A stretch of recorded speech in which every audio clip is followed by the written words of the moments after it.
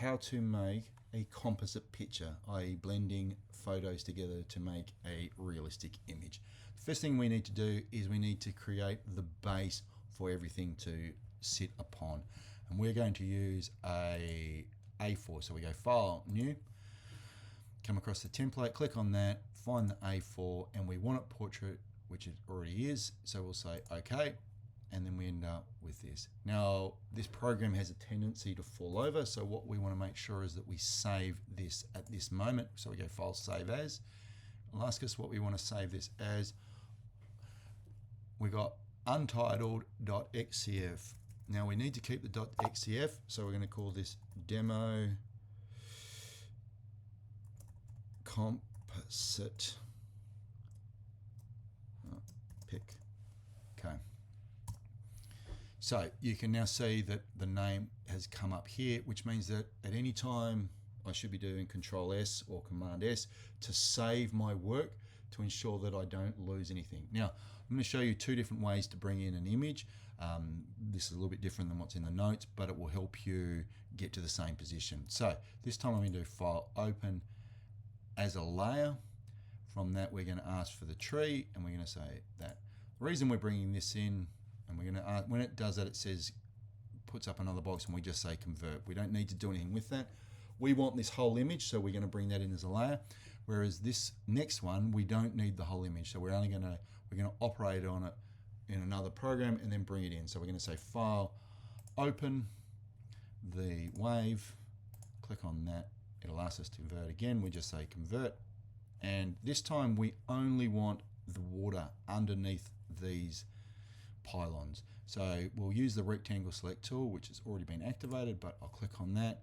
We now highlight this water. If it's not 100% the same, then it's all right. Now, we could do a range of things here, but effectively it is a copy. So Command C or Control C, or we could also do Edit, Copy. Now, I need to go to this one here, and what I want to do, and it's quite important that I make sure I do this step right, is to go Edit, Paste as a new layer. And now what you see is that I have this tree layer and a new layer called pasted layer, and I'm going to click on that, and I'm going to call that wave. So I've now got three layers. I've got a background, a tree, and a wave. Now you can see at the moment that this is unsaved because I have an asterisk. So if I do Command S or Control S, then you'll see that this is now saved. So if my work crashes, this is where my work will be at. Now, at the moment I'm active on the wave layer. I'm going to take the eye off so I don't see it. I'm now going to move myself to the tree layer, and I'm going to use two tools. The first one is a move tool, which is here. So I'm going to click on that, and I'm going to move this image up to the top.